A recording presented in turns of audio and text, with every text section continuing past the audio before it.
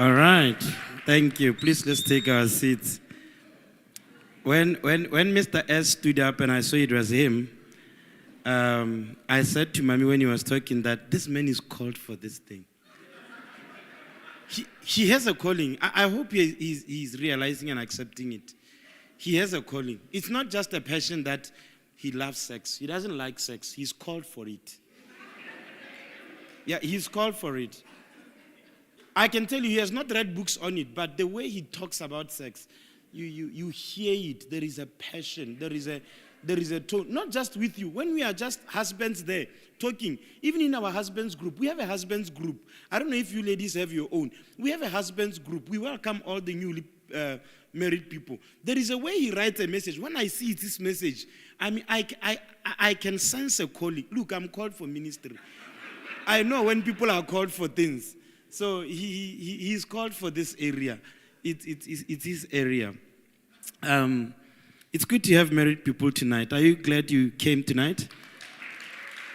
All right. Mommy was laughing a lot when she was talking that.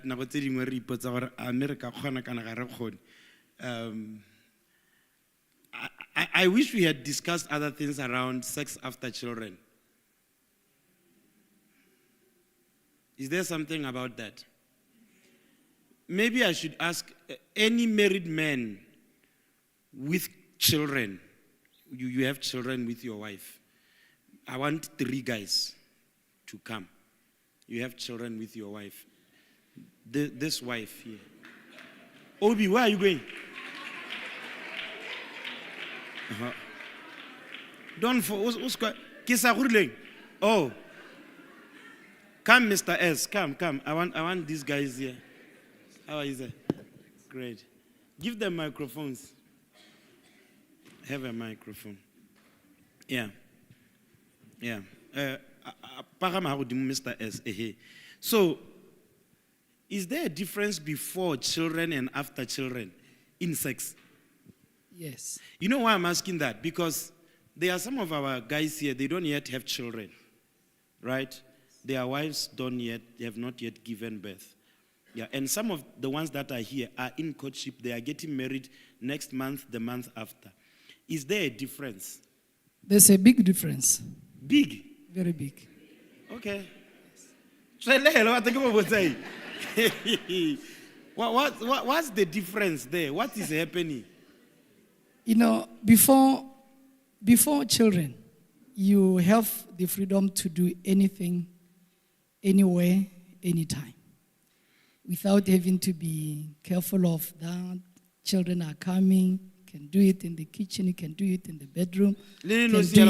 Yes. But after children come now, you have to be cautious of what you are doing all the time. So it's another lesson that we have to learn. Okay. Yes.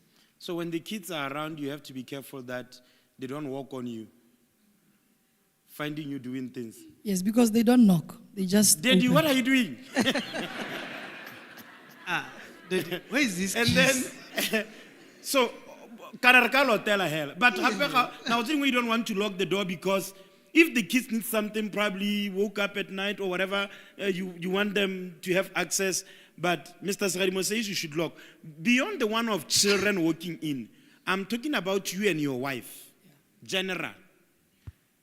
I'm trying to get working on you. Is it still the same? Okay. For me, it's very, very important when your wife gives birth. Or how do they give birth? Yes, okay. How do they give birth? Ghana, there is natural giving birth, and then there is seizure. So those things, they can affect intimacy afterwards. Okay. Yes. With seizure, life can still be sweet, but it's dangerous or it's more risky. Okay. So do you prefer do you become selfish? Yeah. To say, no, go for Caesar because you won't get your things tempted or are you saying tampered with? Are you saying there is a difference? What are you saying? Is there a difference before children, after children? How many children do you have? I've got 3. 3 kids? Yes. How is sex before kids and after? Well, like he started to say that before the kids come, we can do it anyway. Anytime. Anytime. But when the kids come, now you should be cautious. Number one, my wife loves kiss too much. When she's more attached to them. Yeah, there are times when she forgets that I'm there. Even when, well, there are times when... And then when should the kids be sent out of the bedroom? That's the thing. That's the thing. With the last born, I had to fight. Yeah. Listen, you had to fight.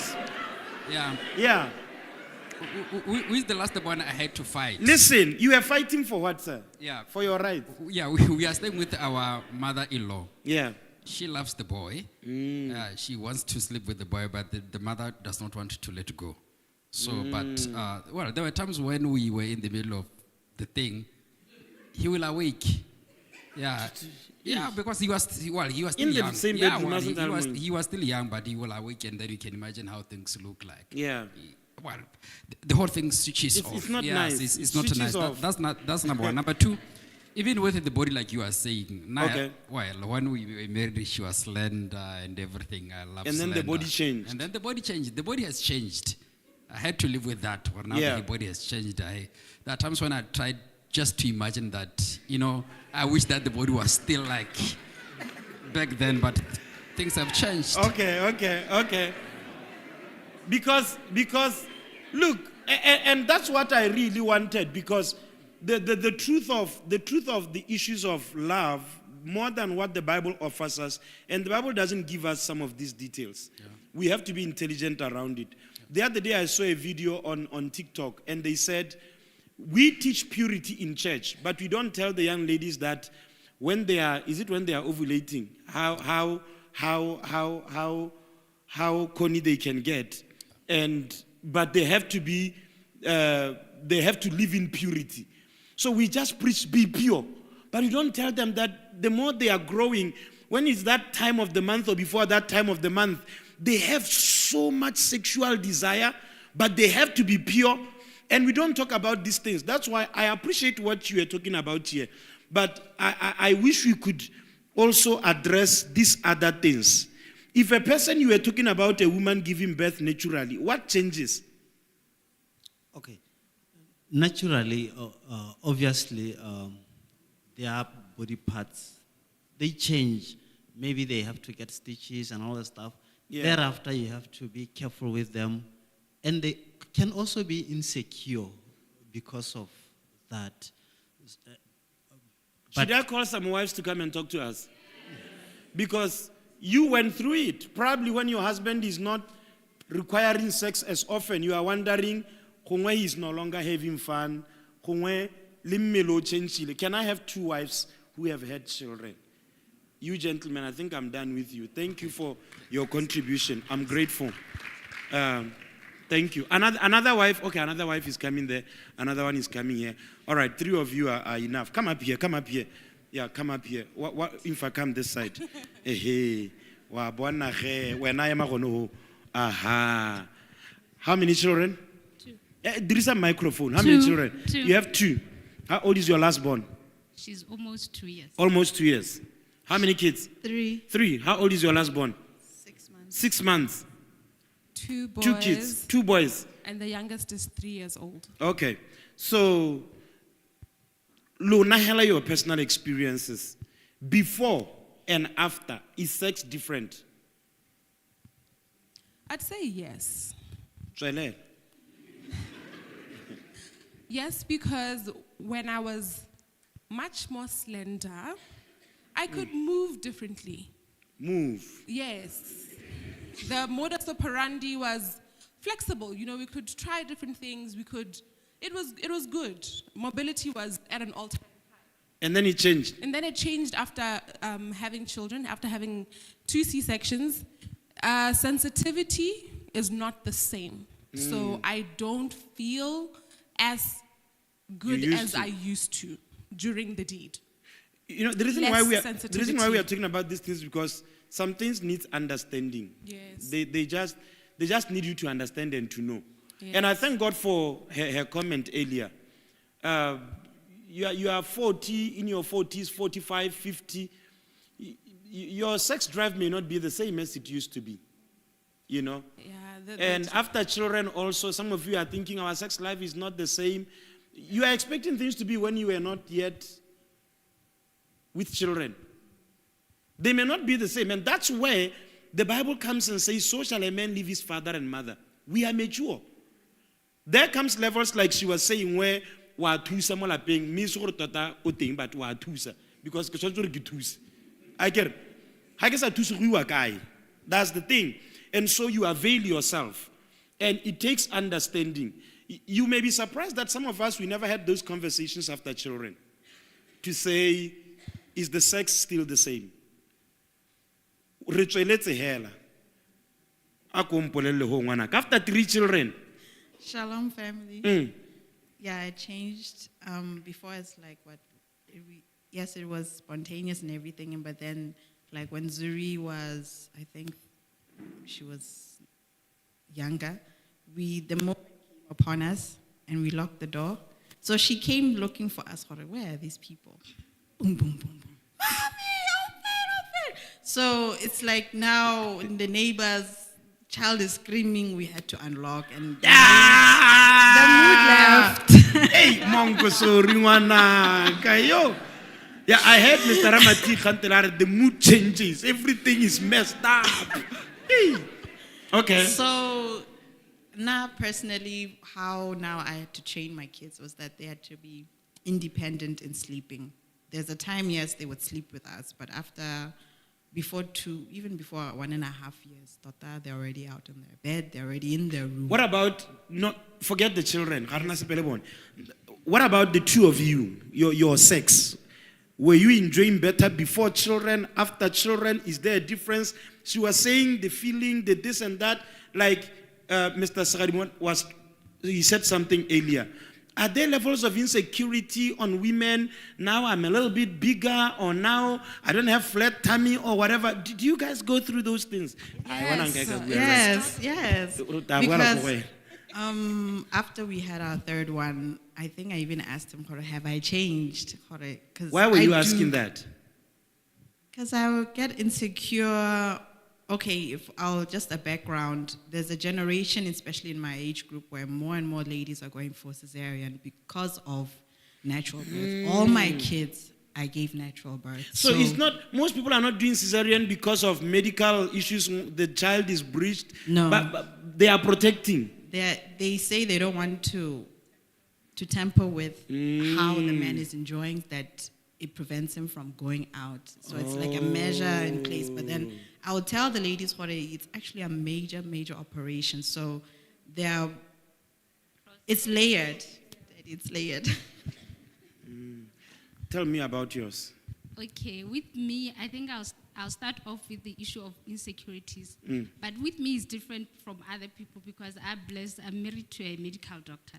So he has a different understanding of Thank you. Even the real terms of your body. Amen. The ones that we don't know. Amen. Wow. So with me, after our first child, yeah. Because I've always been very skinny. Like all my life, I've never been this big. Who's big? This big. So is she for real? Which big? This big, Daddy, you wouldn't understand. So I've always been like a 26, 28. Really? So even when I got married, I was like, my husband loved the fact that I was very small. So after I had my first child, I didn't gain that much compared to my second child. So with the first child, I think we started having sex after a year. Woo! Because of me. Mr. S, that's terrible. After a year. It is because of me, because like I gave natural birth for both kids. Yes. So I just, for the first 6 months, I felt like I'm not right down there. I was fine, but my mind just... Did you talk to him about it? Yes, we talked about it. So he gave you some medical terms, or what? No, he understood. Like, even like the timing wouldn't be right. Okay. So he's like, no, you are fine. So he gave me the confidence to feel good in my body. You Okay, understand? okay. So that's how That's we important. yeah, that's how we're able now to start having sex, and everything turned out. So why were you not having sex until 1 year later? Because What was happening? It was my mind. It was all in your mind. It was all in my What mind. was happening in your mind? I felt I had gained a lot of weight. I felt like I was Were not- you bigger than this? Not necessarily. But you felt you had gained weight. I felt I had gained weight. I felt my thing down there was not right. Like if I tried to have sex, it will just open up. You see? That's what you were thinking. That Not was that just- that's what happened. No. You just thought this was going to happen. Yes. And that turned you off. That made you to isolate, to withdraw. Yes, Wow. definitely. So I was for me, my husband was very patient enough to wait it out and be like, okay, no, but you're fine. He waited a year. Yeah, he waited a year. He's a very patient man. Very, very, very. So, No, he has and the then spirit the of other patience. thing I think is also the issue of the kid, the child. Like my first daughter was in our bed for almost the first 5 months. So by the time we tried to put her in the thingy, it was an issue. So with my second child, after ke tswa go mama hela first month, be ke mo tsenya mo netu. So that also, I think it made it difficult for us to start having sex earlier. Okay. Yes. Okay. This is interesting. Especially her part with the body size. Because it was in her mind, not Yeah. that the husband said anything. I had an encounter with Mami when we had our first child, because I thought I was there, and we understand things differently. And was it a few months after or a year that she said to me that I was not there for her. This is our first baby, Zoe. And I'll never forget that time because it confused me. You know what confused me? Because I never missed one appointment, nothing. I was always there. Even when she was giving birth, I took her there, I was there, and I felt I was there. You know, iron brew. Iron brew. Up and down. I felt I was there. And then she dropped the bomb. You were there physically, but I didn't feel you emotionally. Now, when she says that, there is no comeback. And sometimes we men, for your own information, tonight, I feel like I came, as much as I take the sides of everybody, but I feel like I'm taking the sides of the women tonight. So all of you gentlemen, put on your seatbelts. There was no comeback on that. How do you say I was there for you emotionally? Physically, and I'm the guy who likes putting facts, so I put my facts out. I've never missed an appointment. And when she said you were not there emotionally, and look at what she was struggling with. It had nothing to do with the men. The men did not say, no, the men didn't say anything. They have not even tried anything. It was just the battle of the mind. It was just the battle of the mind. And the reason why I'm doing this is because I want us to understand. Sometimes women are so insecure, we are not even aware of it. They go through emotional things, and maybe I should let you go right here. Or you want to say something first? You are good. Because I'm feeling like I'm getting into my teaching. Thank you. Go away. Go away. Now,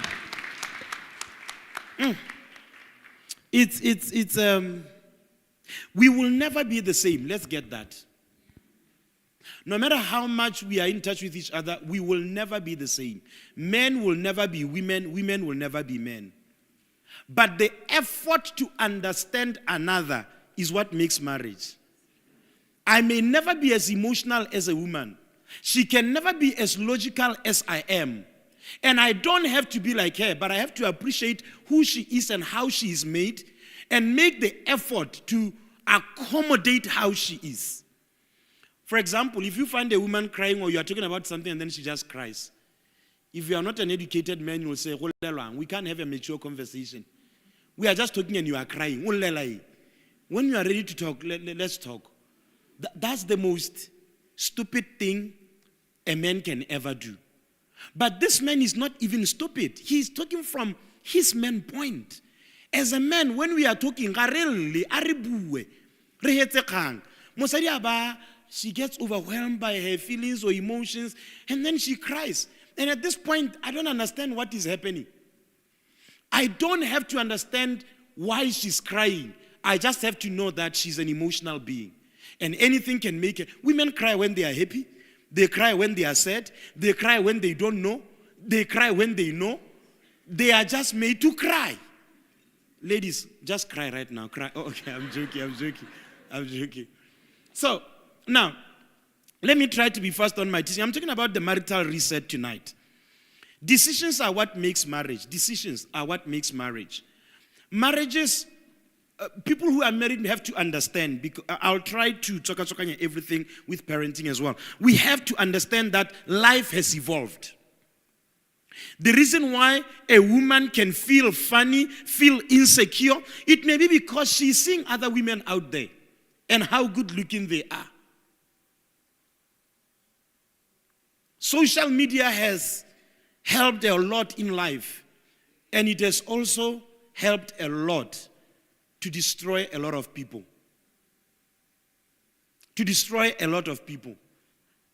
People are posting themselves looking perfect. You remember that video? I wish I had thought about this and gave it to them. That lady who was saying that she was coming from the gym. He said, Madam, if your husband is taking longer at the gym, I don't blame him.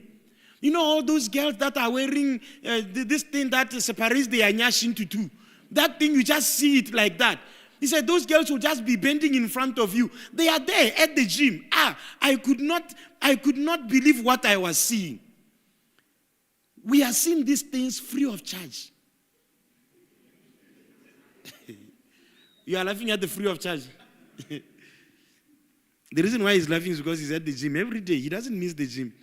I know why he's not at the gym every day. I had to leave the gym to protect my marriage and my destiny. Life is evolving. Things are changing. Most people haven't realized that even in marriage, things are evolving. There are multiple demands on our marriages today.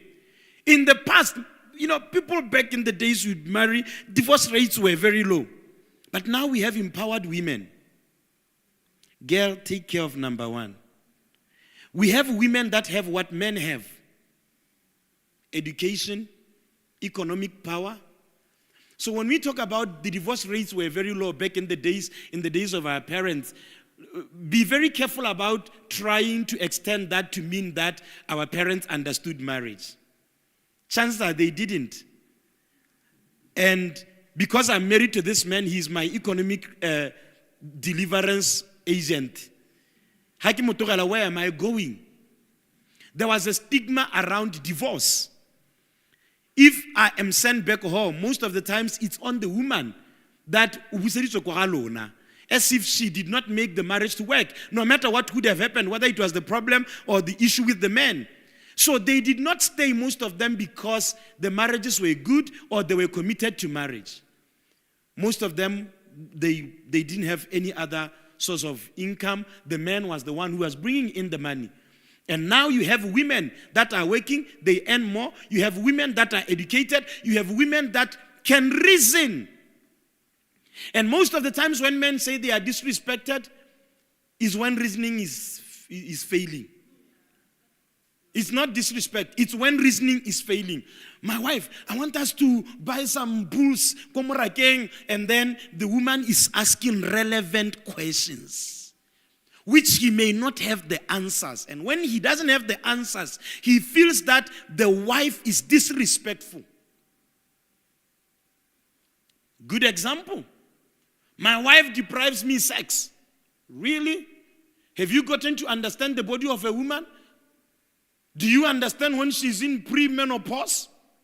Do you understand what happens? Like, I've not had sex for 6 weeks now. Ever since we gave birth. The doctor says after 6 weeks. So when I know time, ha 6 weeks I will go. Remote. One of our panelists said something important, that we cannot look for just one thing when the other areas are missing out. A man can be busy the whole day, get home and want to indulge. And even in wanting to indulge, his foreplay game is not a good game. He just wants to arrive, enter. You know, back in the days, we used to have these cars, like the 4x4. You will see my father coming out of the house, and then Otaba started the car, and then he leaves it to warm up. He leaves it to warm up before he can get on it. Even the sound of the car that has not yet warmed up, you can hear it. It's very high. And then later on, it goes down. And technology helped. Now, an average man, or some men rather, will just want to come because he has the need. Enter. That's it. You have to have the understanding. How long does it take a man to be sexually intimate and climax? Yeah. Some 2 minutes. Those who probably think that they have tried 5 minutes. But a woman, it will take her probably 11 minutes averagely. And then after you are done, you fall down on the other side. And guess what they say in the husband's group? Hey, borokonyana jole ja after sex mo monate gore yo. Eh kuru dula mena mo saloring. And the wife is here. You don't understand the body of a woman, so when you just slept off. Is she happy? We don't know. There was a time when all that is in marriage is about the man. That's why even after sex he's happy, we are done. We are happy. Now the women are empowered. They understand things. Many of the things that you may look at as the challenges of your marriage, could it be because you are not challenged based on the thing that you call a challenge, but you are challenged based on understanding? Based on understanding. I like what that young man said. He said, when I'm going through a challenge or I have to fix some things, I don't want to be touched. Some men are different. When they are going through challenges, they want a lot of sex. Others are saying, when I'm challenged, I want to solve the problem. How can I be having sex when we have the rent that is due? I look irresponsible. I look irresponsible. Today, people want actual partnership and not mere surface coexistence. I don't want to be in the marriage for the sake of we are married. I want an actual partnership. Most of the times, the people that want that the most is women. Men pride themselves in achievements. And there is nothing wrong with that, gentlemen. When I've bought you a house, when I've bought you a car, when I've paid the school fees, when you have never lacked anything, I feel I'm the man. Sometimes women who are with men that are well off are the most miserable women on earth. Because he thinks that his economic, especially his economic financial power, means that he's doing well. And then that deception comes from this notion of the man is the provider. There is no scripture that ever said the man is the provider. Go and look for it. There is no scripture that says that. And when we even say, let's just indulge you, the man is the provider. Provider of what? So, okay, fine. Since you may think provider, we mean money. So the day I make more than you, am I the man? The day your wife makes more than you, is she the man? Do you give her marapower? Now that you make more, you are the one whose word is the final word. That's why some men are sabotaging their wives when they are helpmeet. You don't want your wife to, her talents and her abilities to flourish because you want to keep her in this leash. It's called financial abuse. What is financial abuse? Where you use money to control another. Because you are the one who makes more. And when they are misbehaving, as far as you are concerned, is misbehavior, you tell them, I'm not giving you money. It's financial abuse. And so you deprive her from getting into her zone, making more than she can make. Because as long as you make more, you feel you are the provider. You don't have a marriage problem. You have a mental issue. An identity issue. You have a problem with yourself. You don't have a problem with your wife. She is not disobedient. It's not that she is not submissive. You are feeding your identity from the wrong things. What are you the provider of must be answered. People want real partnerships. I don't want to be married in paper, but I don't have marriage in reality. I don't have marriage in reality. Because in some platforms this has been extended a lot. When women now are able to hold power, it's like there is a revenge mode on them. The day I'm able to, so women now are standing up to the men because they also have economic power. They also have educated minds. I can reason with you. In fact, so if you want to go, sir, after you go, I am still earning. I can live off of what I'm making. Was marriage originally about money? As much as money is important, was it about that? People want emotional engagement and the actual relevant support, not just support, relevant support. This goes beyond co-parenting. We are together in the house. Coexisting, financial help. Married people these days want somebody who shows up, somebody who listens, engages maturely, who solves problems together. Gentlemen, we are guilty of this one.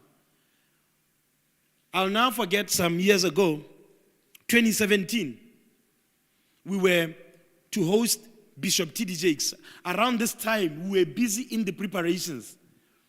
We needed a lot of money, like lots of money. And I would know the details of the progress of the preparations. And one time I remember, we were to dispose of a certain asset for us to also put the money into the event, and this was our personal asset. And I think my wife felt that maybe I'm taking longer or I'm not pushy enough.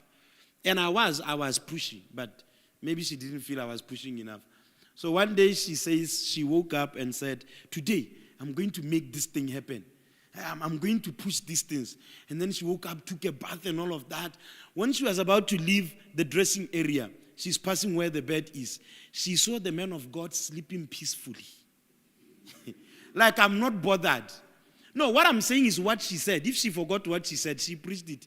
And then she said, if this man is the host, senior pastor, and he's sleeping like this, and then one day, because when I need all these things to happen, I lock myself away in my study room. One day she said to me, look, now I'm not saying that I have all the answers, but I'm saying, tell me.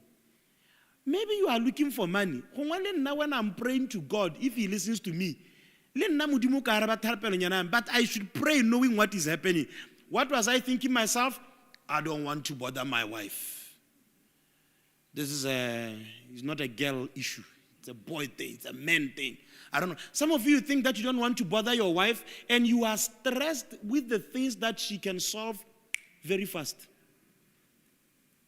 The construction at your plot somewhere in Odi, somewhere in Mutipane, somewhere in Mupane, and you don't want to bother your wife. But things are delaying. Every time she's asking you, like, no, the council said they will come. The council doesn't come. But your wife knows a friend who is working somewhere, but you are not updating her. She could make one call. Wives are called helpmeet. They are not your daughters. They didn't come for you to feed them. They are helpmeet. There is so much brilliance, intelligence. If I want to pick this big speaker, I will not call this Jennifer to come and pick it with me, because I don't think she has the muscles to. But if I call Mr. Mokhojo over there, it's because I believe he has the ability to help me pick it. When God enabled you to marry that woman, it's because that woman, God saw that she has the ability, mental ability, spiritual ability, economic ability to help you. How can you have help at your disposal and reject it? You are asking for help from the wrong platforms. Are there people here? Marriage is not about who is a hero. Sir, you are not the hero of the marriage. It's about mutual engagement. Some people wake up and realize they are doing marriage alone. After 10 years, how emotionally connected are you? You are literally just raising children and existing in the same house. You are housemates. You are not married. You are housemates. You are housemates. And some of those occasions in life will prove it, especially when challenges come. They prove, is your wife or your husband the first person they will run to when they hear something terrible happen somewhere? Are you the greatest support of them when they are going through challenges? I think there is this celebrity couple from South Africa, the colored girl and the acting, both of them are into the acting industry. And the young guy was talking in a podcast that either they had a miscarriage and he was with the wife at the hospital, and the wife said, "Please call my mother. Please call my mother." They were not fighting. They are just going through something here. And the first thing that came out of her mouth was, "Please call my mother so that she can come and be here as well." You know what that means? You are good next to me, mister. Thank you for being here. But I think I know somebody that their presence will heal me more or faster. You are giving me 1 tablespoon of sugar. But for me to taste this tea correctly, I need 3. Yours is just 1. So call my mother. Your support is necessary, but it's not, it needs to be complemented. In the journey of marriage, ask yourself, have you become the real support of your spouse, or they still need another? It may be friends. When your wife is going through, she goes to her friends. When your husband is going through, he goes to his friends, or he goes to the kettle post. Yeah, the cows are comforting him. That's when he's feeling like he's getting comforted. That's when he's feeling like, and then he comes back and he's okay. The day your spouse will find what you are to supply from another, your marriage is in danger. Your marriage is in danger. If she is understood by external people more than you, your marriage is in danger. If she connects with the external more than you, your marriage is in danger. You are not married for me to still need the world. I got married so that this can be my world. Are we saying that external people are not necessary, are not important? They are. But if they become more important than the spouse, then your existence is non-existent. If you are next to your spouse, ask them, do you need more than me? Why are you not talking? I'm not hearing voices. Do you need more than me? Now, you see, that may not make sense to an extent until I bring this point in. If you don't satisfy your wife sexually or your husband, because if in help they can ask for their mother to be there to comfort them, how much more in sex? So when she's not happy sexually, what should she do? If she needs emotional help, she can go to the friends. If she needs emotional help, she can go to the mother. How about when sexually she's not happy? Who is she going to?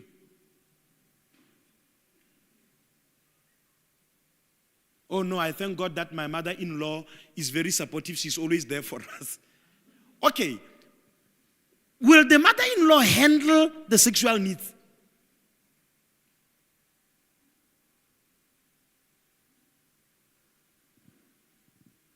Are there people here? When a partner seems to be an enemy and not a team player, challenges are around the corner. Marriage can make your spouse to look like an enemy. The Bible says 2 are better than 1. But some people, they became more miserable ever since they came together. Because of stubbornness, because of inability to evolve with the times, So when the scriptures come and say, 2 are better than 1, for you, that verse doesn't make sense. Because we are not better. Ever since I've been more hurt in marriage than I was when I was single. Even my exes never hurt me like this. You are telling yourself. Sir, what I'm quoting is the scriptures. Please put them up. 2 are better than 1. Can you confidently say, I have been better ever since I got married than when I was single? It's not a question of discussion in the marriage. No, it's a personal question. Am I better now than when I was married? There are some people that are regretting that they married early. Hey, wait. I wish I had made money before I got married. I wish I could spend my money without any accountability.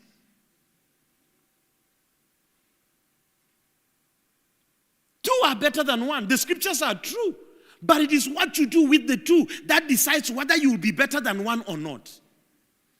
Are you better in marriage than when you were single? Or you wish you were single? Are you the enemy of your spouse? Or you are the greatest supporter, the greatest fan of your spouse? Which one are you? Which one are you? When a partner has no interest in evolving and showing up, they become a thing of the past. They become a thing of the past. You are no longer evolving. You are not interesting anymore. You are not interesting anymore. You can't still be dressing like 25 years ago when we met. In the name of we are married. Sir, I will say it as dangerous as I can. There is no marital guarantee anymore.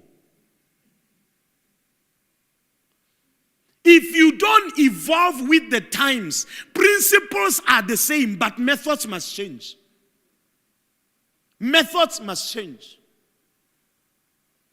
Methods must change. For your own information, with the social media I spoke of earlier, it's not like we are not seeing how the world is like. We are seeing, so sometimes it's not that people are competing. But we need to appreciate. How? Are you not inspired? Other men are rising up to the occasion. Other men are renewing the vows and telling their wives how much they love them again. Sarake rola ring 79 years ago.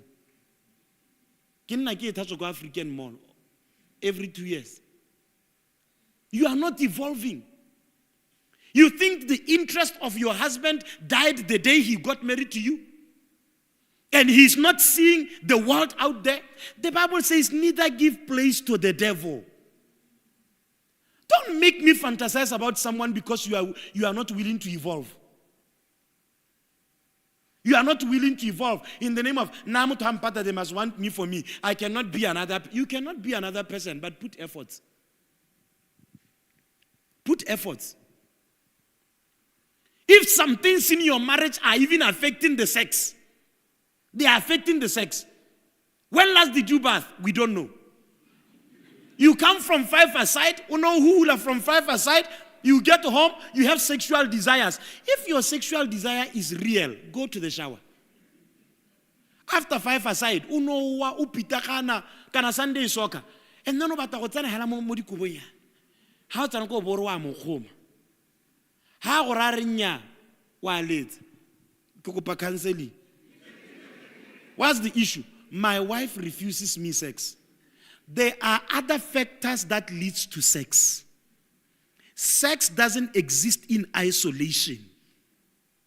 You can't live a suspicious life that all the time I have to be checking and checking. There are issues upon issues. There are external people. I'm talking about women or men outside.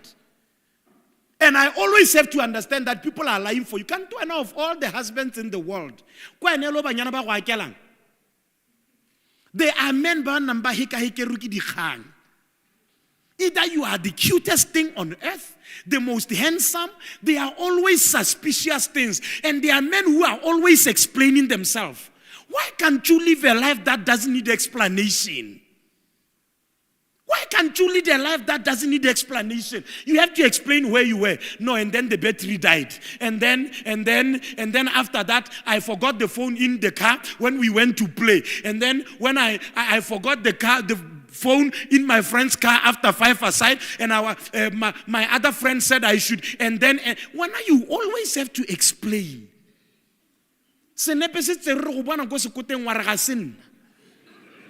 Baby, ke itse sekota sa gago wa re ga se sane ke a zuma yana ke itse pimple nyane ha go wena ha ke zuma ke bona wa re mo ka nna le pimple eo. Why must you be the one with questionable living? And then you say your wife doesn't give you sex, and then you say your husband is not interested in you anymore. You are always explaining. Your life is is a hidden life. It's like you are a secret agent. You are a secret agent. We don't know where you work anymore. You work in the CBD, but your car is found in Pakalani. And then we ask what is happening. No, today I borrowed my friend the car. Tomorrow, no, I had to go and get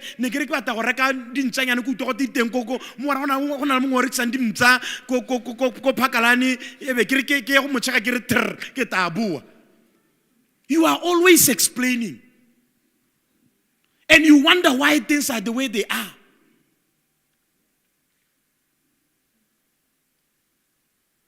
You will know you are heading in the wrong direction when the other partner doesn't seem interested in healing the traumas that causes issues.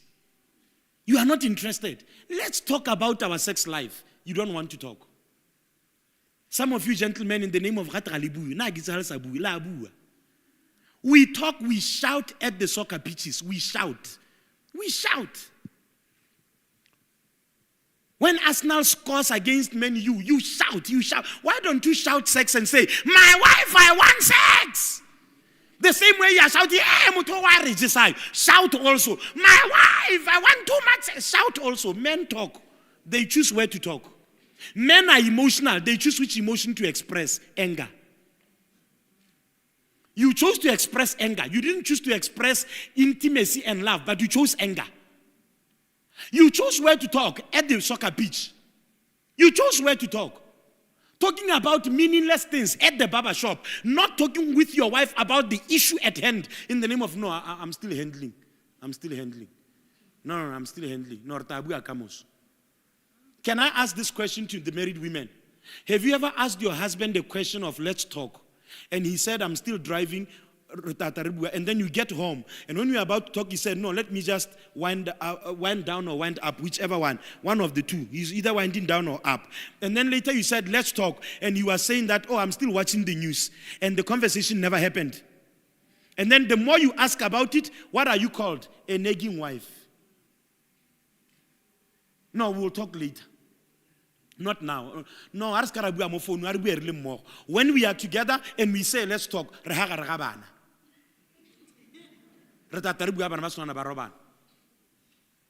then abana ba swana ba robala o thulamela le bile dikgang ka bomo ha swana thulamela le bile dikgang ka moso it's another day. And let me tell you one of the funny things about men, because I'm one of them. You wake up the following day, you talk as if nothing has happened yesterday. And then you are trying to say, good morning, baby. Baby, hey, it's a very good day. Can I be there?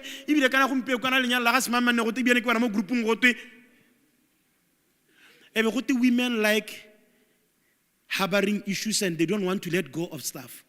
But how do you let go of what is pending? It's not concluded. We have not signed on it. We have not agreed. So let's talk. Please tell a man near you, let's talk. Say it like you are angry at him. Let's talk. Some men are saying, why did I come to this meeting? There are traumas. Now, listen to this. Reassurance is the love language of people that are healing from trauma. Reassurance. You cannot flirt with a girl and then apologize one day and expect that things are fine. You know, after you have flirted with somebody, I have a lot of questions. questions. Was it our sex? Is it my body? And then I stalk her on Instagram. Why her? Why her? Apology does not erase reality. People are not having problems with apology. They are having problems with where did this thing come from?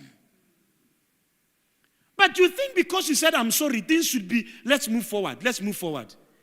If you defended your mother in my presence, and then about I'm sorry. So we are supposed to move on. Why did you make me look like I am a nobody? I felt like a stranger at your home. You sided with your brother. Okay, fine. Let's say I am wrong. And yes, the way you explained it, I was wrong. But the way you made me feel I was wrong. We spoke about, what was it? Rejection? Rejection, feeling rejected. My beloved, life is terrible as it is with the world that we live in. As a spouse, don't add to the terribleness of the world. We are not saying you are perfect, but we are saying put the efforts that are saying your spouse should never feel like it is the world and you against them. Your spouse should feel like you and them, you are together. You are an unbeatable tag team. You defend everybody, including the children. Baby, and how can we shout at the children like that? In their presence. And those little things, they know how to play mind games. Those little things, they can destroy a marriage and they don't know what they are doing. They will just go to you and tell you that mommy just shouted and they are crying hysterically. Crying by it's mommy. and then you feel for them. You come out of the room. Baby. What? You didn't even hear what happened. You shout at your, when you get to hear the real story, you don't even know how to say I'm sorry. Don't let anyone ever take away the security of your spouse towards you. Never. Even if I earn less than you, make me feel like I'm the king of the home. Whichever way, however way. Even if I'm not the most educated, reassure me that I am yours. Many people think that being married is anything. Marriage is a journey of reassurance every step of the way. You may have not cheated me for the last 10 years. I don't know if the next 5 you will. Reassure me every day. I will never look at another woman the way I look at you. I will never touch another woman the way I touch you.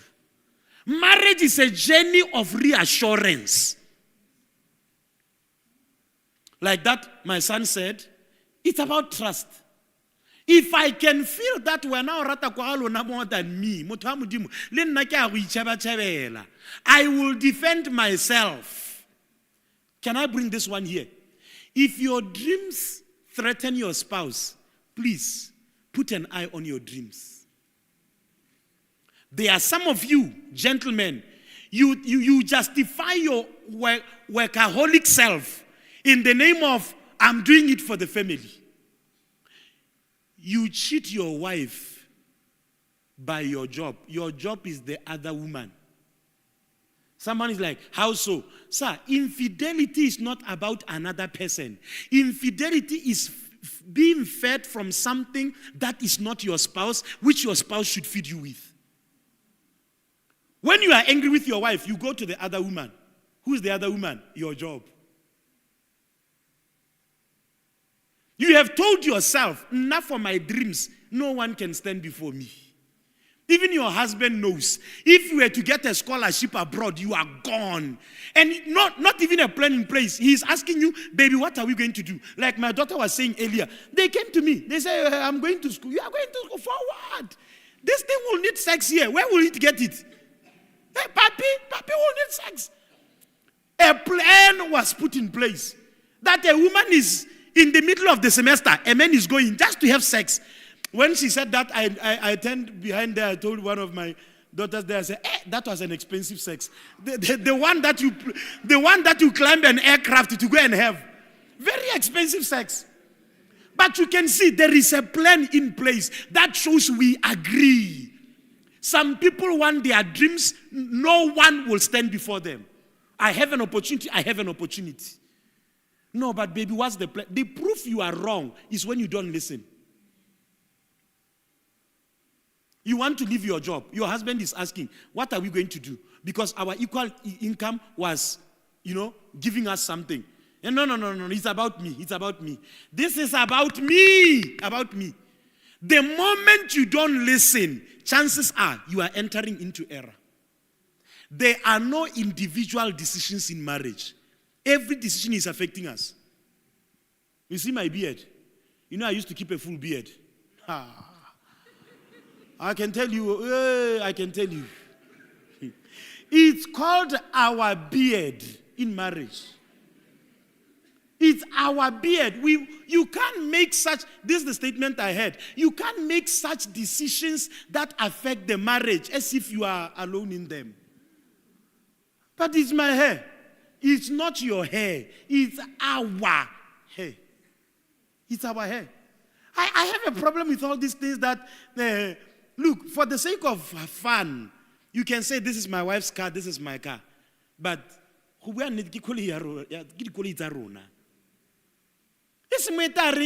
the wife is sleeping and then the husband happened to get the car of the wife because it was the one at the back of the other one to rush somewhere and come back. You took my car. My car. For the sake of being romantic, I bought my wife a car. But that car is a family car. You are exclusive in this whole thing. Just as the issues of sex. Your body is my body. Your body is my body. So when I want my body, you can't say no to my body. You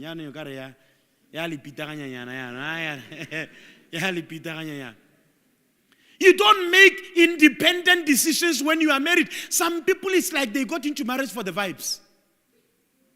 They got into marriage for the vibes. You just wanted to have a wedding. And after you had a wedding, now you realize the reality is here. The reality, and you don't want that reality. You don't have your independent life anymore. Like they said about sex, we can't have sex anytime, anyhow, because the kids are here. So that's where now maturity comes in. And that's where now you begin to plan your life differently.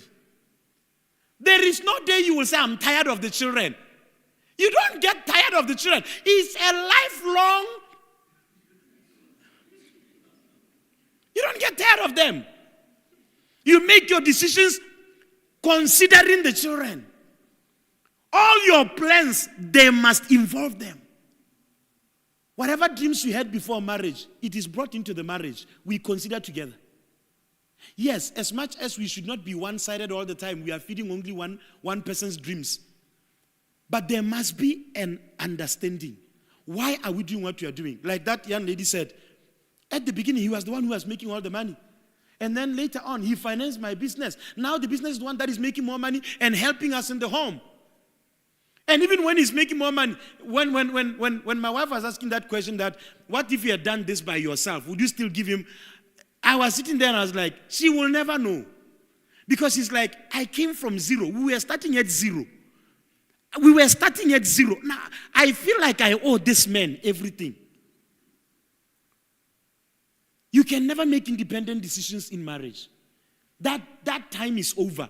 For some of you that are not yet married, if you still have your life and you want to be in marriage with your life, please don't get married. Break up right now. Break up wherever you are sitting. Probably you are sitting next to each other. Because some people get into marriage, the reality of marriage, like I always use this concept of future shock. They get to the future they never anticipated. An average man marries knowing that you will cook. An average man marries knowing that you will ensure the laundry is okay. If you can't cook, you will arrange for the food. It is those undeclared laws of marriage undeclared laws of marriage. My wife tried in the first year of marriage. You tried? With pancakes. Yeah, I ate pancakes. It's pancakes, right? She made them every day. According to her story, one time we were at a grocery store. And she said, let's put some flour in. I said, never. I don't want flour again. I don't want flour again. Have flour, can I tell you the whole truth? Till today, look, it's been like 14 years. Till today, I don't think I want pancakes again. But as much as my wife is not in the kitchen cooking, guess what? I have not gone hungry.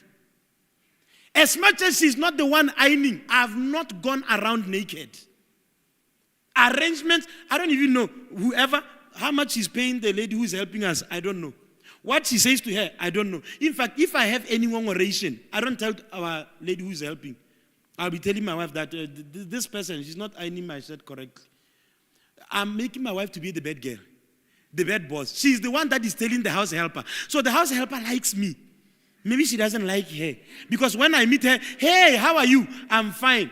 Me, I'm always the nicer guy. If the food has a lot of salt, I tell my wife. My wife is the one who shouts at them. Me, I'm the nicer person. Help me. An average man gets married knowing that you will cook. You cannot pretend that's not what fits men. You cannot get married and cry and say, I cook a lot. You will cook. In the bedroom, you will cook. Let him cook. Okay, let her cook. In the kitchen, you will cook. Everywhere, you will cook. I love the story of my father-in-law and my mother-in-law. My father-in-law of blessed memory. That man, for all the years of marriage, he has not been to a store to buy himself a suit, a shoe, socks. Okay, with due respect, I think even underwear. From the time they got married, he did not even know his size. Because my mother-in-law was always buying. If there is a function, there is a wedding, he doesn't know whether he needs a suit. He will just wake up and be told, "Wa para suit." Oh, okay, correct. Okay, correct. Are there people here? Help me tell a neighbor, no independent decisions. Can I stress that a little bit more? Don't dress for yourself, dress for your spouse. Some of you don't even know whether what you are wearing excites your husband. Wa para hela. Just because you say you like it. And yet in the revelations, what you are being taught, you are told, men are moved by what they see. Have you really taken care of what they see? Tawa apere mosu dule kwa African mall, o di phuka di tsamaya. O ka re Goku and Gohan. Dragon Ball Z. Yeah. Wana o tswa mo ntong o fila ya gore o itse gore ke eng o tsone. Monna go a go leba yana. Aba gore re tsamaya ka kolo ye nngwe ke ta goroga ka e kwano. Because he doesn't want to arrive with you. You know, when a man looks good, we appreciate the wife. So, Mr. Man, you can't always be rejecting all the offers for you to look well. Your beard looks like Nebuchadnezzar after the curse.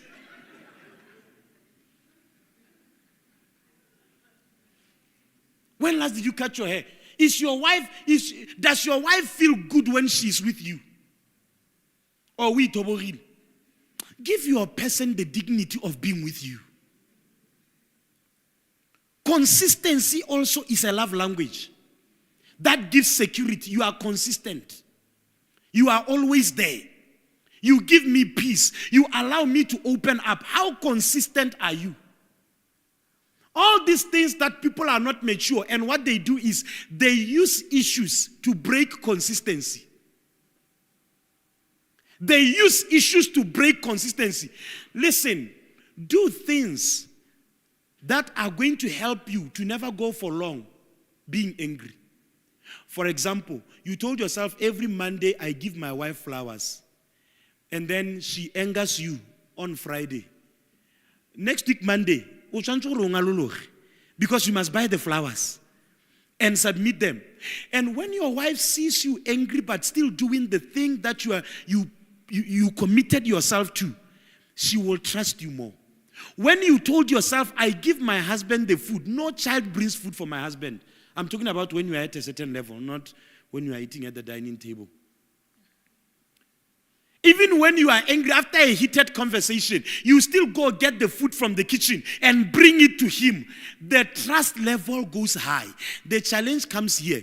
We break momentum using the issues of life, not realizing that wherever momentum is broken, consistency is broken. The institution you are in is broken. Some marriages are eaten by inconsistency. So when you perform when you are happy. You perform when you are happy.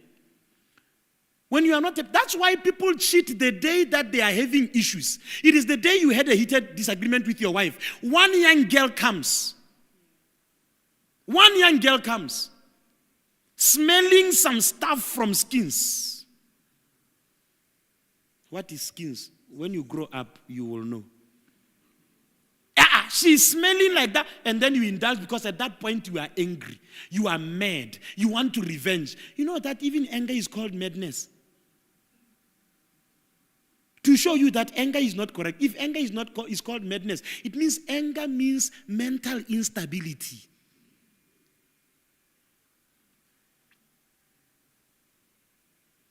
Consistency is a love language. Remain consistent in marriage and build the habits that are going to help you to never enter into the world you don't want to get into, of abuse, the world of cheating, dishonesty. Are there people here?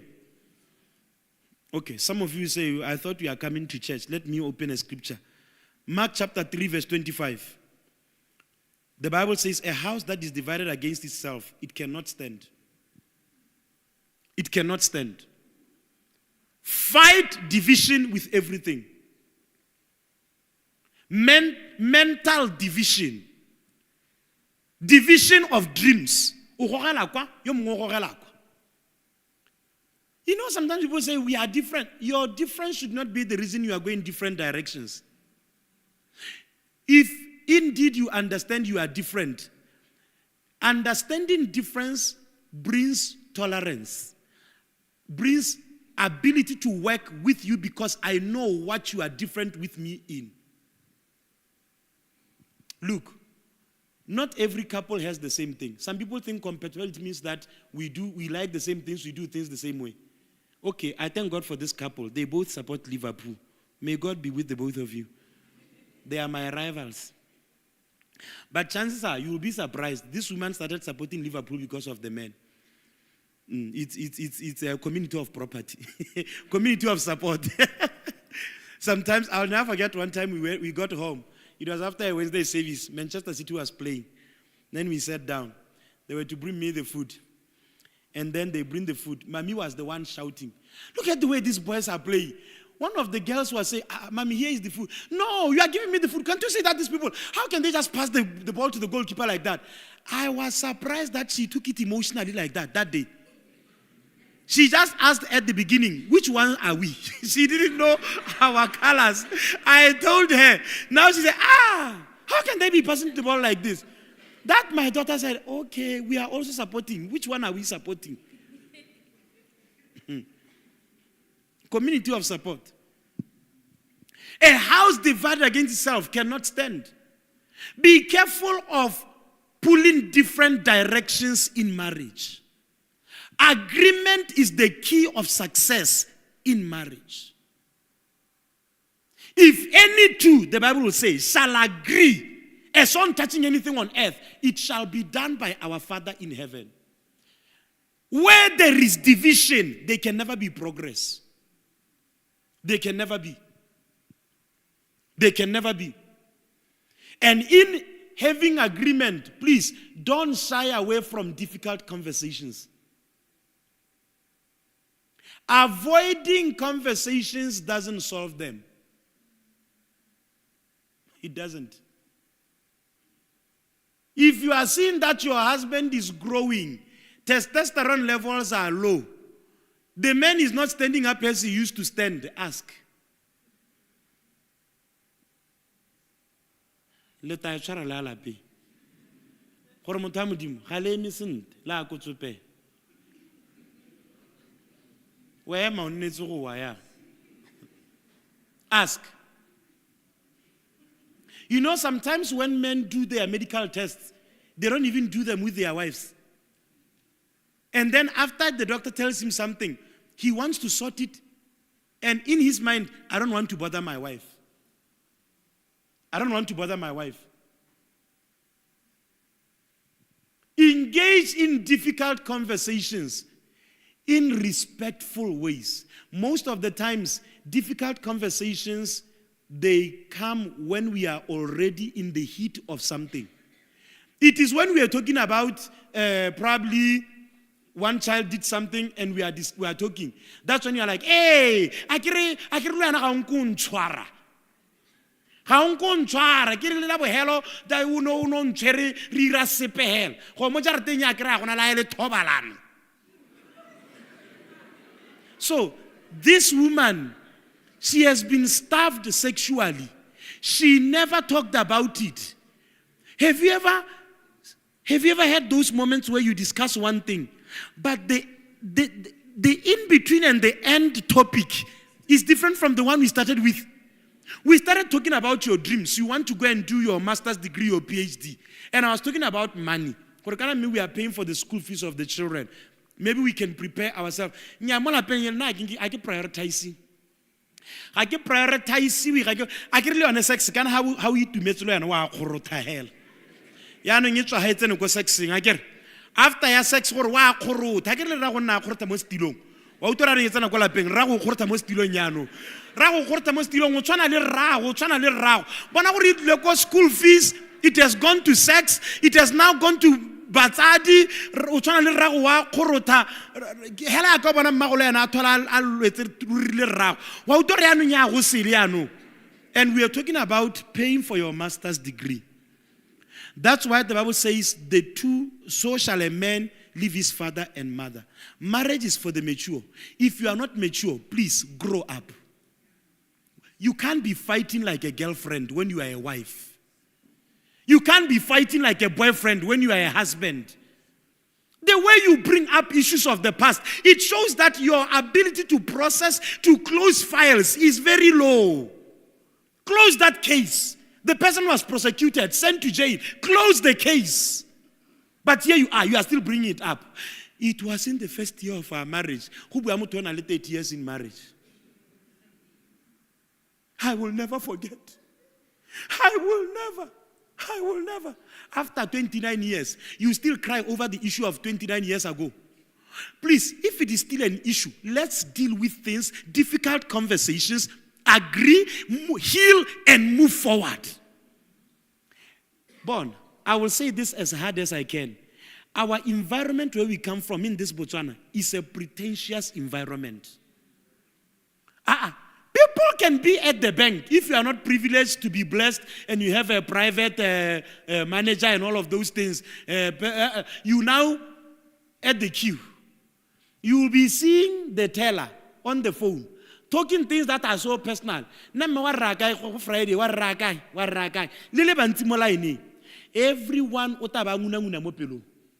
the one who will have the guts to just go and say, excuse me, it seems like you are on personal calls there when we are here and we need assistance. Guess how everyone in the line will be thinking, hey, Meolo bold. It is after you take a step, that's when they rise up. Even with the national corruption, people will know the corruption, they will keep quiet. That thing has translated to your marriage. There are things you don't like, but you keep quiet. Any peace that is external at the expense of the inner peace is not true peace. The day you pretend peace, you don't talk so that there can be peace outside, that's the beginning of inner battles. The issue is not over. Your husband or your wife may not be fighting, but inward, that's when now you are beginning Armageddon. You are beginning an inner battle. This is why most people, look, we do counseling. When you are trying to counsel, some things you wonder.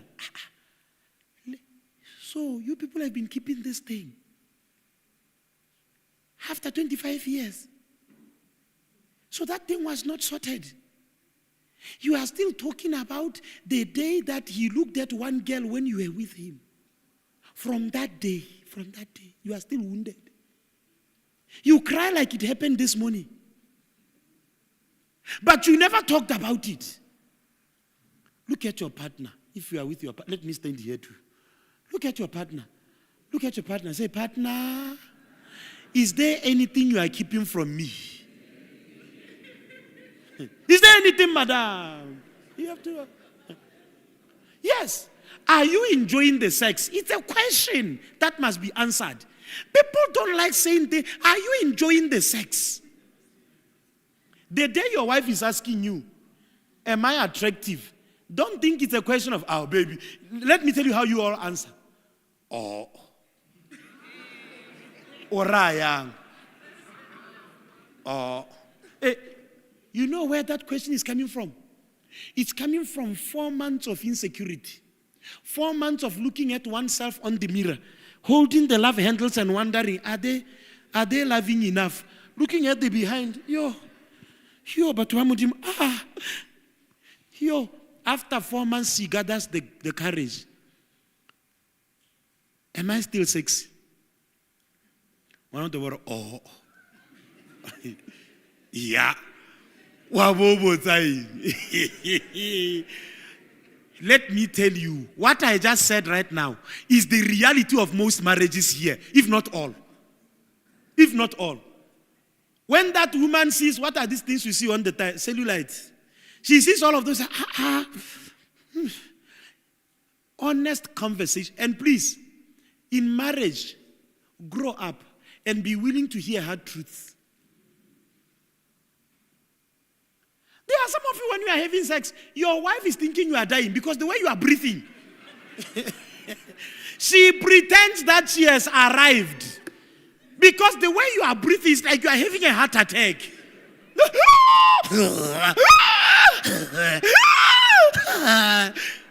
the woman is like, this man is dying. So she now does whatever for you to think that she has already climaxed. She has not climaxed. She is wondering. So let's discuss your health. Let's discuss about your health. Let's talk about your health. Yeah. Your veins are not opening to pump blood enough. Send that man to 5 aside. To go to the gym. Let's talk about it. There is a way to tell your wife, baby, I think you have gained 2-3 kg without insulting her or sounding like you are insulting. Yes, you pick her, you are like, my heavy duty. No, don't do that. My heavyweight champion. No, there is a way. Please, in marriage, people are trying to accept each other. But if you can do anything to be better, do it. Do it. Do it. I'm trying to hold some things. It is well. Difficult conversations are important in marriage. In my closing, you are the student of your partner, a lifelong learner of your partner. You must study your partner, research your partner, like you are doing a PhD. Pay attention to their person, their abilities.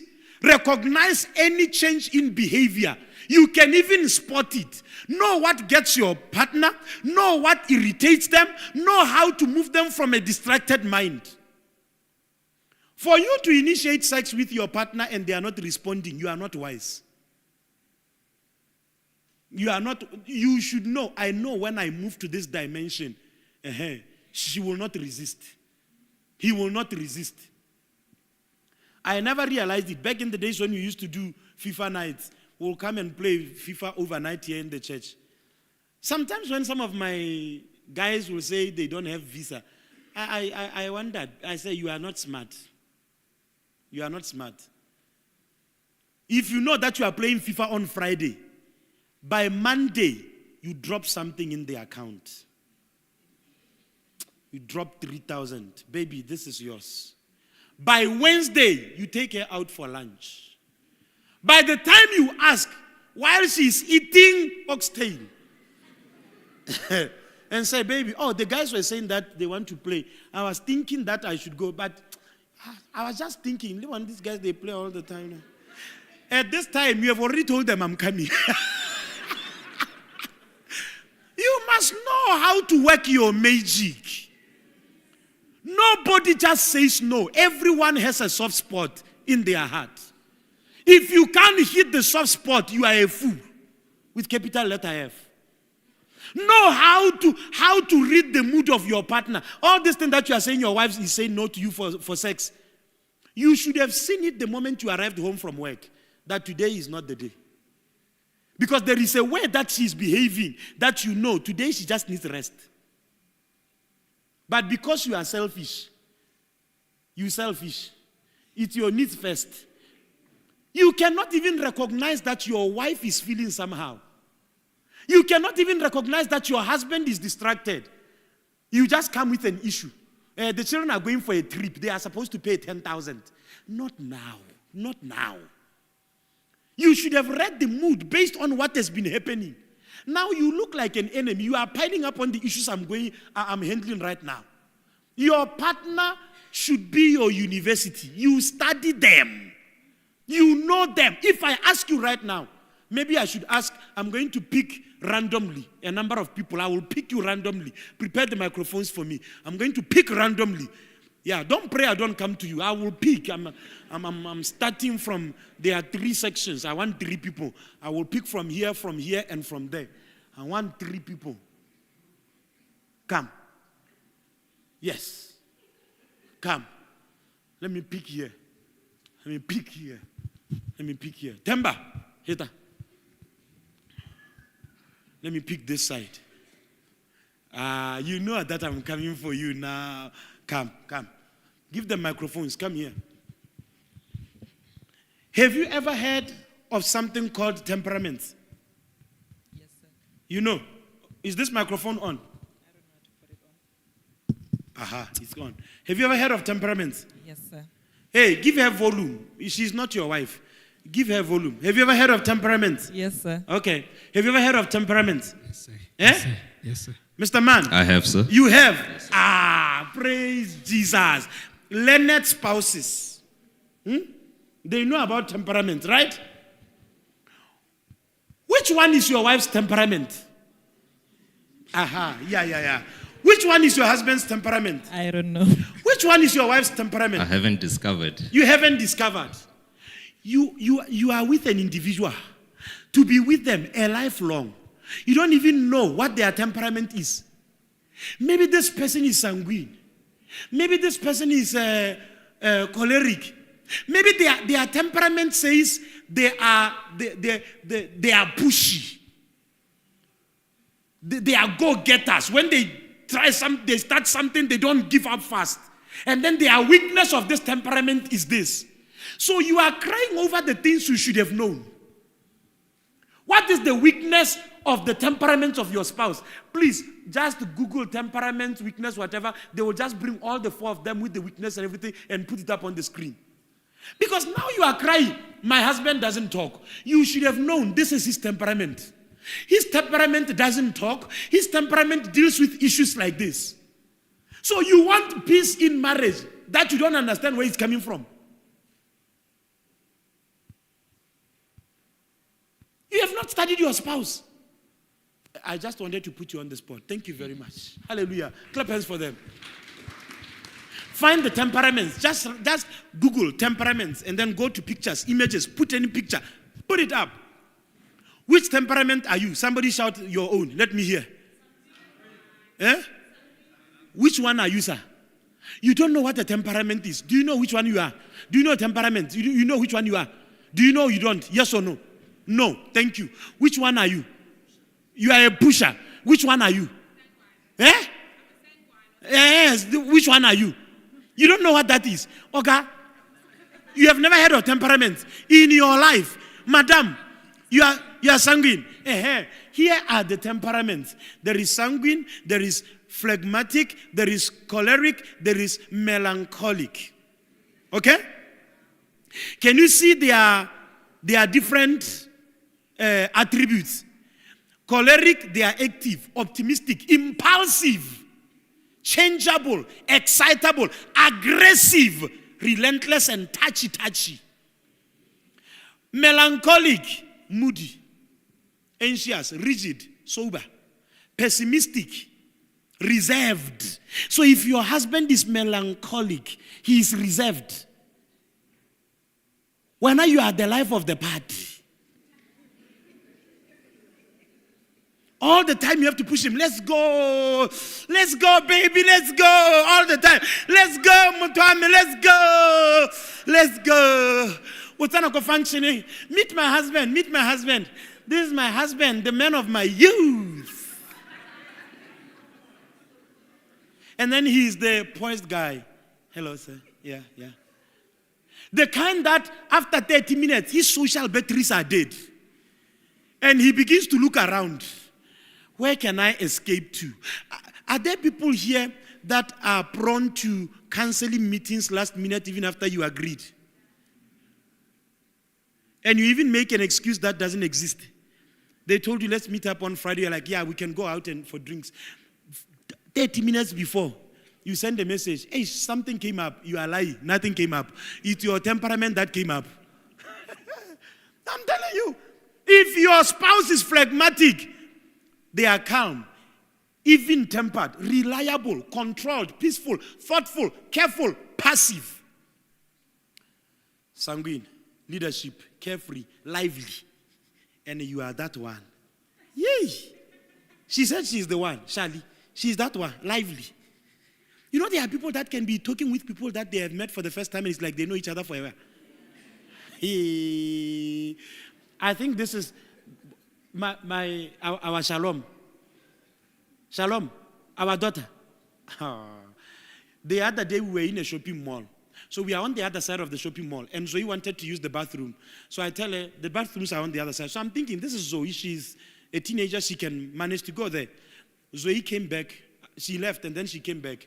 And then she said, Daddy, it's too far. And then she said, I'll go with her. Listen. Shalom is 9 years old. Zoe is 13. Shalom was holding Zoe's hand, leading her to the bathroom. Shalom is the one when we are in restaurants, we send her, tell the waiter, tell the waitress. That's Shalom. If the order is taking longer, she said, should I talk to them? Should I tell them? And she just goes and says, the food is taking longer. When is the food coming? That's Shalom. Talkative is there. That's Shalom. Outgoing, sociable. So you'll be saying, worry, your partner was about because you don't know they are sanguine. They are being themselves. So my assignment to you, in fact, please bring me the books of Dedi Kumaya on marriage. They are not, this person is not like they are reserved. Some of you, my partner doesn't talk about major issues. They are one-word reply people. They are one, okay.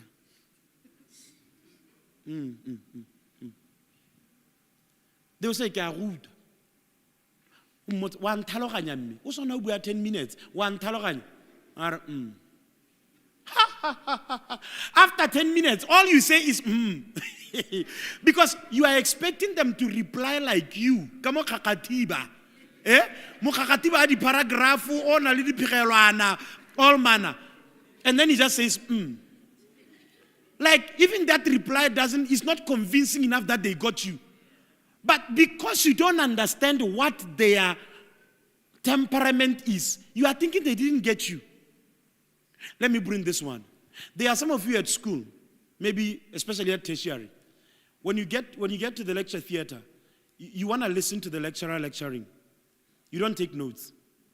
It is after that you bring everything in. You wanted to understand first. But there are some of you who take notes, every little thing. And there are some of you who have to study to understand things. But there are some people that being taught once, they remember. Are you getting? You don't have to be like other people. If you are seeing somebody not taking notes, what's called copies? When are you talking? Are you getting what I'm saying? So do yourself justice. My assignment, can they bring the books? Is there anything difficult with the books? They are flying to Nigeria now to get them. Your assignment after this event is to go and study the 4 temperaments, the 4 hell, and then find yourself, where do I belong? Why do you want your spouse to feed you emotionally when you don't even know what you need? Oh man, you don't know yourself. When seasons change and your spouse changes, can you spot it and realize this is how my spouse is? An average person has never studied their spouse. They have never, if I was to ask you, write compositions, write something about your spouse, an average person cannot write anything. In fact, if you were to write it and your spouse takes it to read it, will they see themselves in your letter? Will they say, oh, why are you describing me here? Or they will be thinking that you are writing a fiction story about a lady somewhere in America. Marriage is a journey of studying your partner every step of the way. When they change certain attributes, you can spot it. You can spot it. For example, your husband may always be pushy. There comes a time when he doesn't want to talk a lot. He just keeps quiet. There was a time my mentor used to preach like 2 hours and all of that. These days he preaches 30 minutes. He's 70 plus. He's 70 plus. The words have reduced. There is a time when your wife is pushing. Let me bring this to you. In fact, when a marriage is heading in the wrong direction, the first people to feel it is women. Hear me very well. I've done counseling for long. I know. I've seen marriages that didn't work. I know. The first people to feel it is women. Now watch this. Women feel it by their 6th sense. Intuition. Men don't have it. A woman can tell you, after greeting another woman, she can say to you, I don't get that girl. You're like, what? I just met that woman. She was just greeting me and asking me what I do. I don't know her. She said, yeah, but I don't get her. Akere mogoma, logica.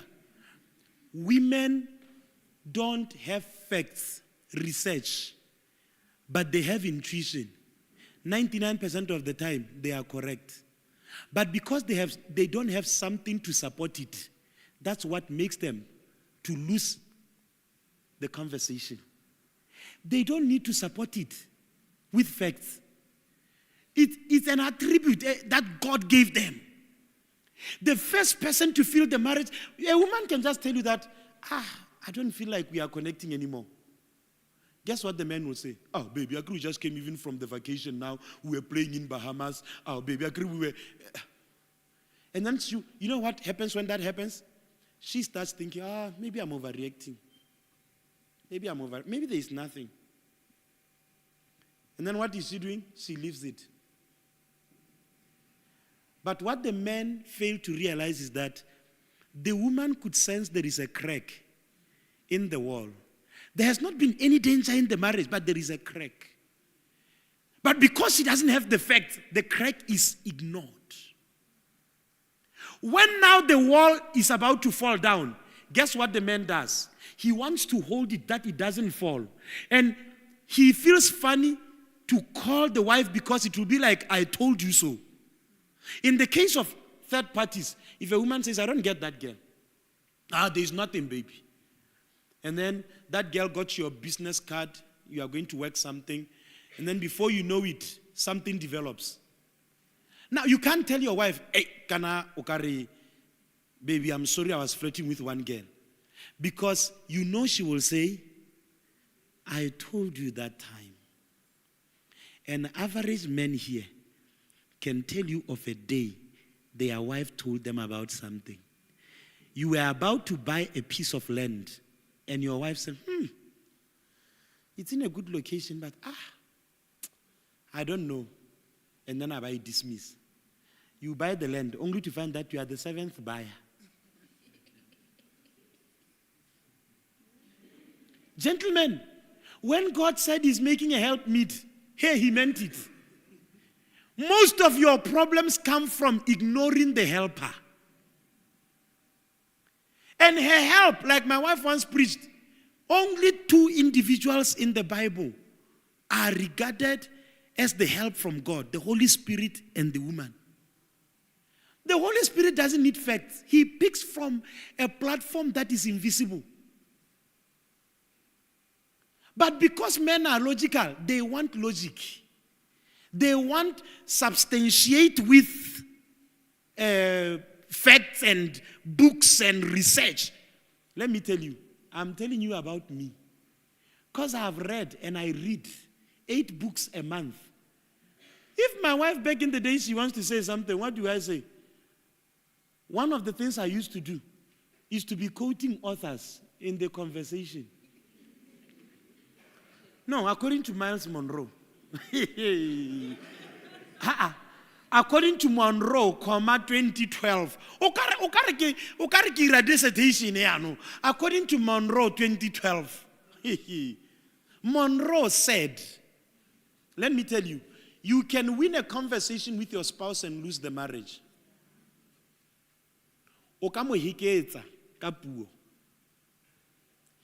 But what you don't realize that you disempowered them. The day your wife stops expressing her opinion in marriage, your marriage is dead. You have shut her mouth. Complete. Give her the platform to contribute and to never feel like when I talk, I'm made to feel like I'm a fool. I'm made to feel like what I'm saying is not significant. In these books, there is this book. Marriage is not a scam. Tell your neighbor, marriage is not a scam. Inside all these things, you are just misbehaving. You are putting books I'm not even recommending. Marriage is not a scam. Tell your neighbor, marriage is not a scam. Go and find out. I think he touched a little bit on the temperaments in this book. Marriage is not a scam. There is this one. Your marriage is not a mistake.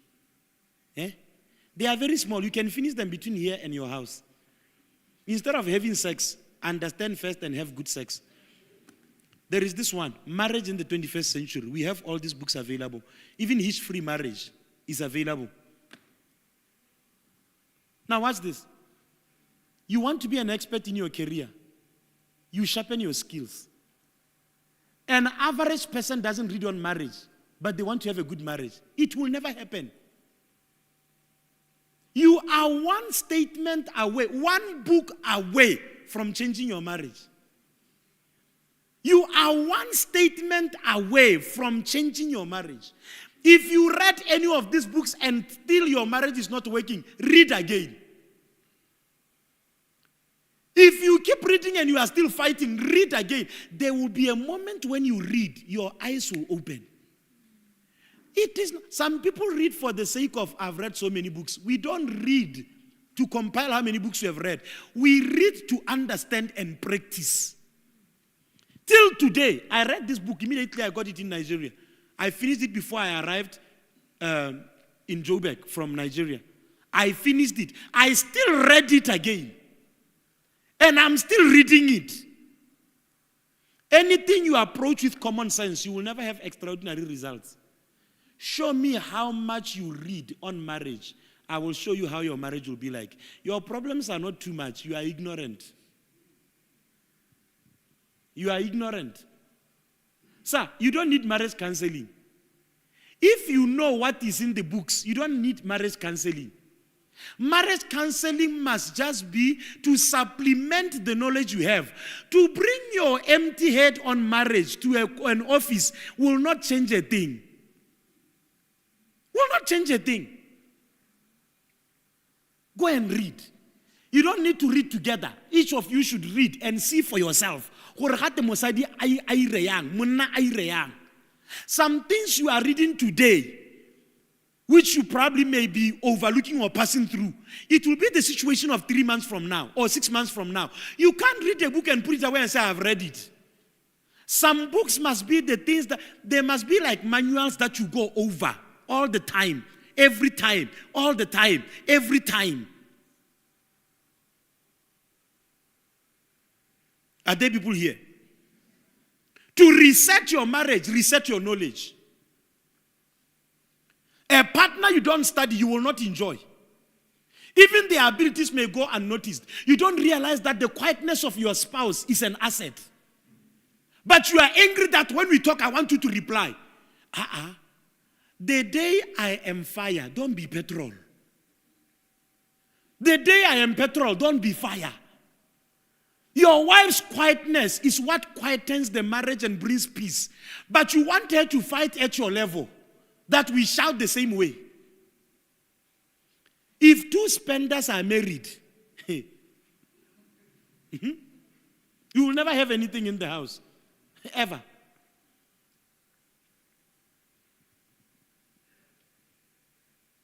Marriage is as good as we understand difference, we notice it, and we appreciate it. God didn't bring Eve to be like Adam. Compatibility does not mean we are alike. It doesn't mean that.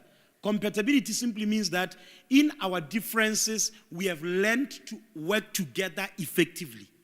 Somebody can be hired in a company, they are a lawyer, they work in the law department of the company. Another is an accountant, they are in the account department. Their difference is not to fight, their difference is to complement.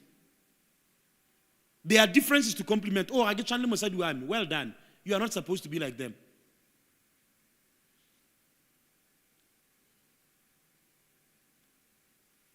When you go through the seasons of life, let your maturity surface. This is my closing.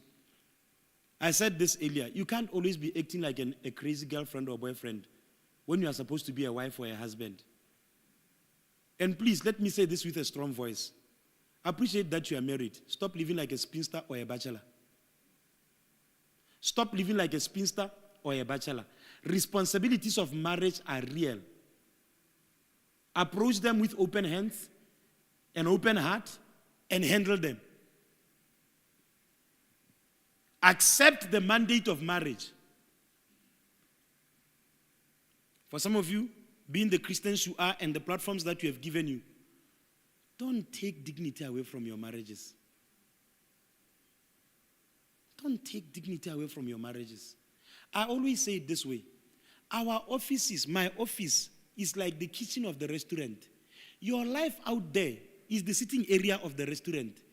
Where in the restaurant, in the sitting area, it's nice and cozy, air-conditioned. You sit down, the food is presented nicely. But where this food is made, it's too hot.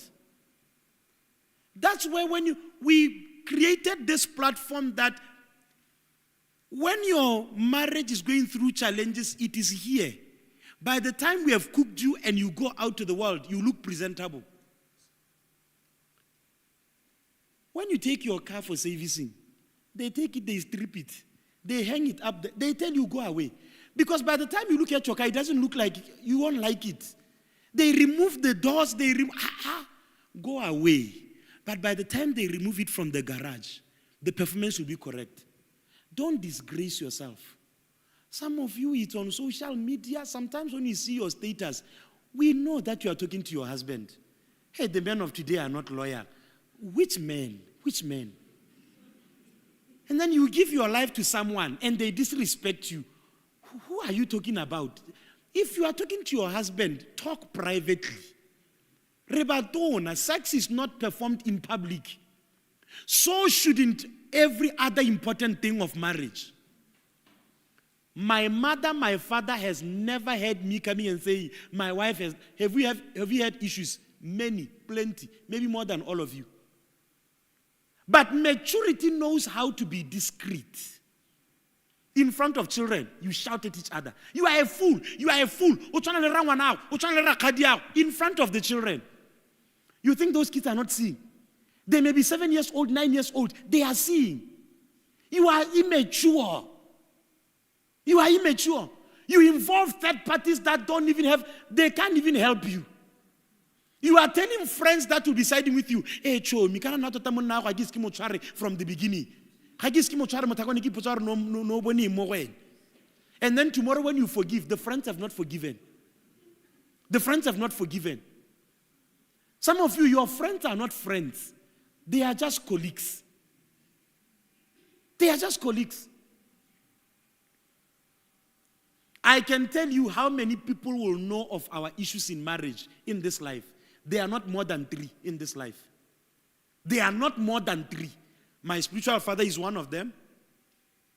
Yes, sometimes here and there we'll talk with Apostle Grace and his wife. They are the only. You, the day you have issues, in the combi, you will be just shouting, Kante banna bantse jang. O ka re dintsa banna le bana gongwe le gongwe hela. Hela ka gore monna go impregnated some girl somewhere. Banna ba pregnant ba nyana gongwe le gongwe le ntse ana re dintsa ke lona.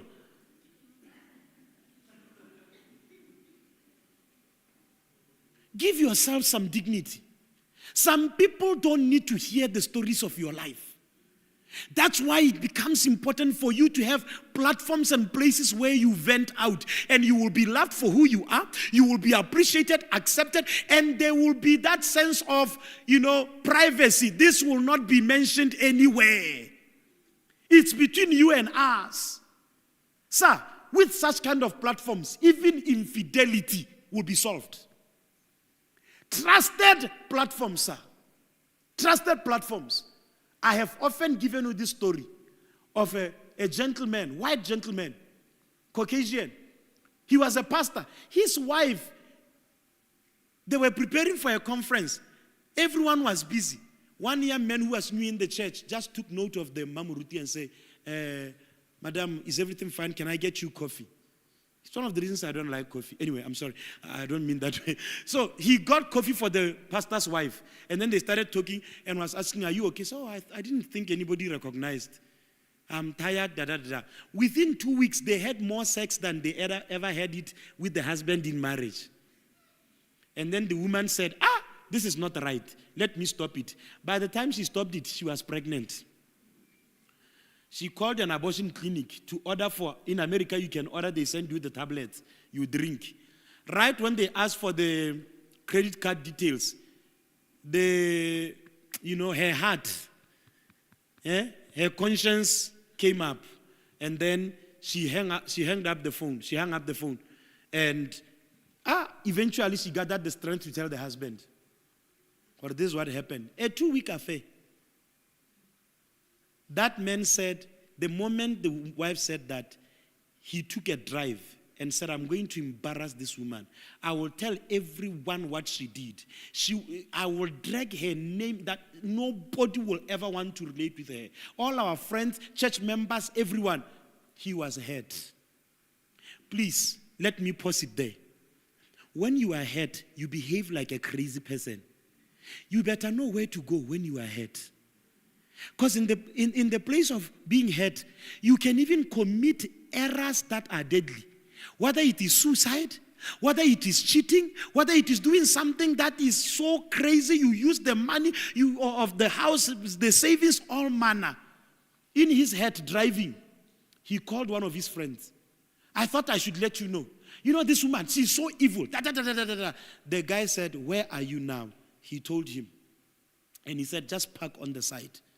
The moment he parked, they hung up the phone. He called the other friends. There were 5 friends. He called the other 3.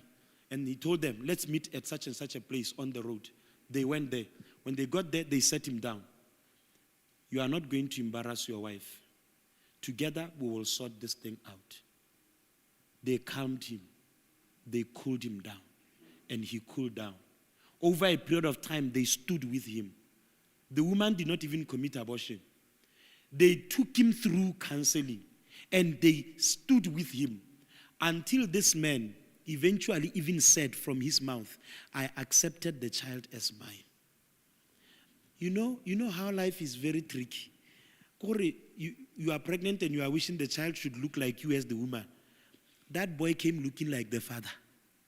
And then the man said, he is my son. To prove that I have forgiven you and I've accepted this, he called the boy by his name and called him Junior. How do you call a child of infidelity Junior? Your own name. When you see their picture, a family picture, you will see this is the boy of that thing. And then they wrote a book on how to overcome infidelity, how to go through the challenges of it, what will happen in your mind, how to get through all of that. Right now, that couple, they thought they were in ministry trying to win souls. That was not their real calling. God used that story to change many marriages all over America. What the enemy meant for evil. The challenge with many people, you have no one when it concerns your marriage. I will say it with a strong voice. Even some of you who come to this church, you think you have us, but you are living a pretentious life.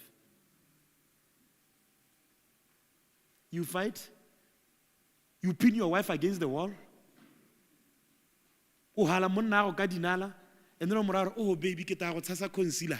You conceal things. The days you are not here is because your eye is black or blue, whichever color, depending on your skin color. You are pretending. You are pretending. Marriage is possible. Don't do it alone. Don't do it alone. Some of you are bottling things right now. You are crying. You are angry. Promises that were made have not been a reality. You are angry. Some things felt like a lie. And now we have to sort them together. We married in community of property. What are we going to do? Don't do marriage alone. If you say you have friends, ensure they are not colleagues.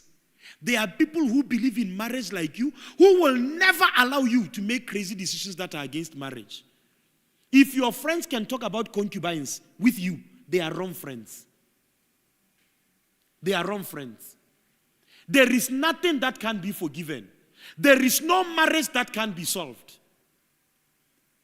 As long as you have the right platforms that can help you get things right. It was at the podcast that the interviewer asked me a question. What's happening in Botswana? I said to him, people are doing marriage alone. Some of you only come when challenges have hit. The problems of marriage are like cancer. The sooner we catch them, the better.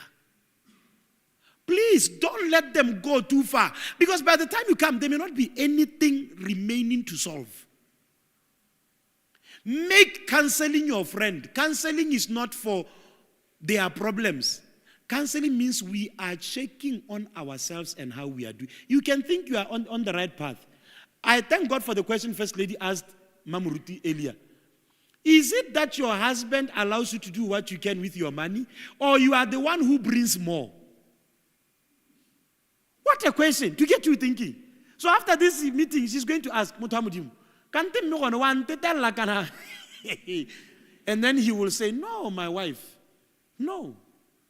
I have realized you are smarter than me financially, so you can do what you can. Because some of you are thinking that your spouses are enjoying sex. They are not. They are just faithful to God, not to you. They are not having concubines because they fear God. Not that they are enjoying you. There is a difference. I fear God, not I love my wife. I fear God. And that's a dangerous position to be in. Your husband should not just be with you because he fears God. He must fear God and be attracted to you. He must fear God and also love you. Hallelujah. Let's rise up on our feet. I'm done.